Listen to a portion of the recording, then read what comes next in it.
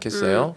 근데 이 사건 뭐 초반부터 지금까지 쭉 팔로우를 하고 계시기 때문에 누구보다 이 사건 잘 들여다보고 계셔서 근데 최근에 뭐 재판부에 기류 변화가 있다거나 뭐 이런 것들이 좀 있습니까? 그런 건 전혀 없습니까? 기류 변화는 없었고요. 예. 재판부가 지난 재판 9회 공판 때 네. 임기훈 전 그 대통령 안보실 국방비서관이 왔지 않습니까? 와서 기가 막힌 일이 벌어졌는데요. 예. 지금은 임기훈 국방비서관이 아니라 국방대 총장이 총장, 됐죠. 그러니까 쓰리스타로 쓰리스타 영전에서 예. 들어갔는데 예.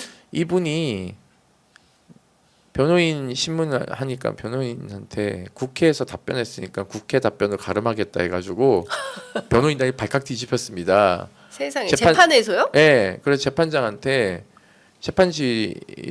재판장께서 하셔야 된다. 형사소송법상 증인이 답변 거부할 수 있는 거부권은 두 가지 사유밖에 없다. 네. 첫째, 국가안보상. 예. 두 번째는 본인의 형사소추 우려가 있을 경우. 예. 이 두 가지에 대한 예. 답변 명확성을 지휘하시라고 얘기를 해요. 만약에 군사안보 사안이라서 답변을 못한다 그러면 재판을 휴정하고 비공개 재판을 전환해서 재판분 들어야 돼요. 그러니까 방청객 다 내보내고. 네. 그럼 그게 군사 사안이냐 아니냐를 판단해야 되는 권한이 재판장에게 있는 겁니다. 네. 그런데 그러면은 그때도 답변을 안 하면 과태료 50만 원을 물려야 돼요. 네. 그럼 두 번째 물어서 또 군사 안보 사안이라고 얘기를 하면서 비공개 재판에서 또 답변 안 하면 과태료 50만 원. 50만 원 주구장창 먹어야 되니까 네. 그 고지라니까 임기훈이 네. 아까는 안보 사안이라 그랬다가 자기 형사소추 우려가 있어서 답변 거부합니다라는 얘기를 시종일관 계속해요. 그래서 800에 7070도 막 묻기도 하고 800 7070 그래서 답변 나왔습니까? 답변 안 하죠. 네. 그리고는 또 저것도 물었던 것 같아요. 그 대통령에게 보고할 때 네. 뭐라고 보고했냐, 뭐 이런 것들도 이제 답을 예. 안 합니다. 예. 그러니까 재판장이 이제 질문을 해요. 예. 재판부도 이제 예, 예. 신문을 하니까 예. 재판장이 임기훈 국방비서관한테 3대 중대범죄가 민간으로 입첩됐다는 걸 언제 알았냐라고 하니까 이 사건 나고 나서 알았다라고 얘기합니다. 그러면은 대통령에게 보고를 허위 보고를 한 거예요? 허위 보고를 한 거죠. 그러니까. 거기에 따르면 예. 그럼 지금 감옥 가야 될 사람은요 예. 국방비서관이에요. 박정훈 허위 보고- 대령이 아니라. 예, 허위 보고죄로. 예. 근데 지금 대통령이 경로했다는 게 예. 맥락이 잘 이해가 되지 않잖아요. 3대 네. 범죄가 저희가 초기에 그랬어요. 윤석열 대통령 3대 범죄가 이건된 거 모르는 것 같아. 라는 얘기를 한 적이 있어요. 네. 설마 그랬는데 이렇게 되면은 얼추 맞는 거죠. 왜냐하면 이종섭 장관이 해외로 내뺄 때 네.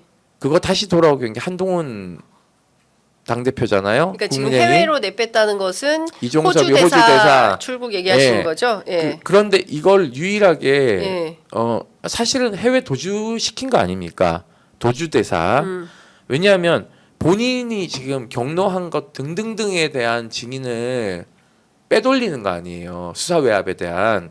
그런데 문제는 왜 제가 한동훈 당대표 얘기를 하냐면요. 네. 한동훈 당대표는 법무부 장관 당시 3대 범죄 이관에 대해서 너무 잘 알고 있었어요. 네. 그 당시 제가 법무부 장관에게 법이 개정돼서 검사들의 기소권이 생겼으니 군사 사건에 대해서 피해자 보호에 만전을 기해야 된다는 얘기를 해요. 네.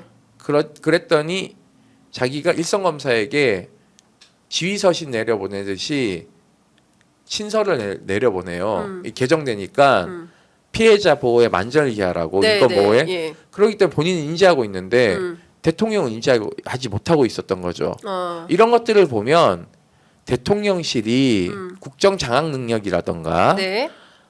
법에 대한 이해라던가 이런 것들이 굉장히 텐션이 떨어진다라는 거고 심지어 이시원 당시 공직기강 비서관은 네. 대통령 경로를 뒷받침하기 위한 수사 이첩된 것을 뺏어오기 탈취하기 위한 계획들을 다 예. 법무관리관하고 짜지 않습니까? 이런 것들을 보면 통상적으로 이런 사건이 벌어지면 법무부 장관한테 물어봐야 되는 거죠. 네네. 이거 좀 어떻게 처리하면 좋겠냐. 그러니까 한동훈도 패싱하고 가는 것 같아요. 그때부터도. 예. 그러니까는 정부가 제 기능을 하지 못하고 있는 거예요. 어. 기본적인 법에 대한 이해도 떨어지고 네. 왜냐하면 사람들이 검사니까 법을 잘할 거라고 생각하는데 뭐 하나도 모르는 것 같아요.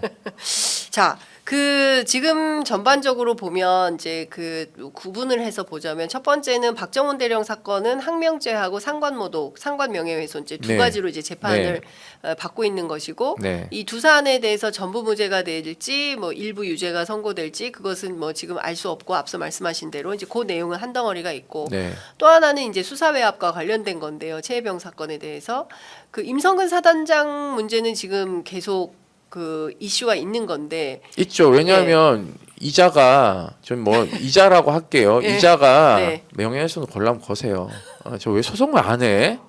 김건희도 소송 나한테 안 하고 윤석열도 나한테 하나도 소송도 안 걸고 김태효도 나한테 소송 안 걸고 왜 그런지 모르겠는데 저한테는 막 걸어요.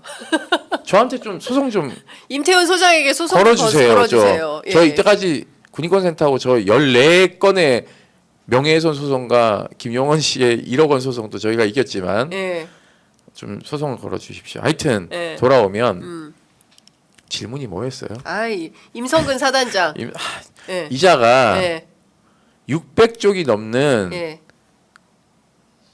의견서를 내면서 탄원서를 냈어요. 음. 박정훈 대령 재판부에다가 박정훈 대령 유죄 달라고. 유죄해 달라고. 유죄 선고를 취지로 네. 600쪽이 넘는 600쪽이 넘는 탄원서를 박정훈 대령을 죄를 줘야 된다. 엄벌해야 된다. 네. 대단한 분이네. 그러니까는 이 엄벌에 대한 부분을 뜯어보면 네. 상명하복의 군대를 엉망진창으로 만들었다라는 임기훈 국방비서관의 논리와 네. 임성근의 논리와 대통령의 논리, 경로설과 다 연결되는 겁니다. 그러니까 임성근을 봐주기 위한 네. 정권 차원의 수사외압을 임성근 사단장이요 입증하는 거예요. 사실은 네. 내 뒷배는 대통령이다. 네. 라는 것을 군사법원에다가 600쪽에 달하는 걸로 예.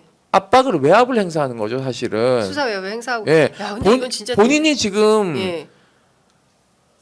한 병사의 죽음으로 이끌게 한 피의자예요, 본인 지금. 네. 그리고 벌써 감옥 가 계셔야 되고 벌써 재판 받아가지고 1심 선고가 나도 벌써 났어야 되는데 구속도 안 돼, 기소도 안 돼, 대구지검은 간 보고 있어, 그쵸? 네. 공수처는 이러지도 저러지도 못하고 있어요. 대통령실 압수수색도 못하고 있고 이런 상황이기 때문에 그래서 빨리 특검해야 된다는 얘기를 하는 겁니다. 네. 다행스러운 건 오늘 국회의장님께서 뭐 의견 표명을 하실 것 같은데 네. 네. 그 중요한 포인트예요. 네. 네.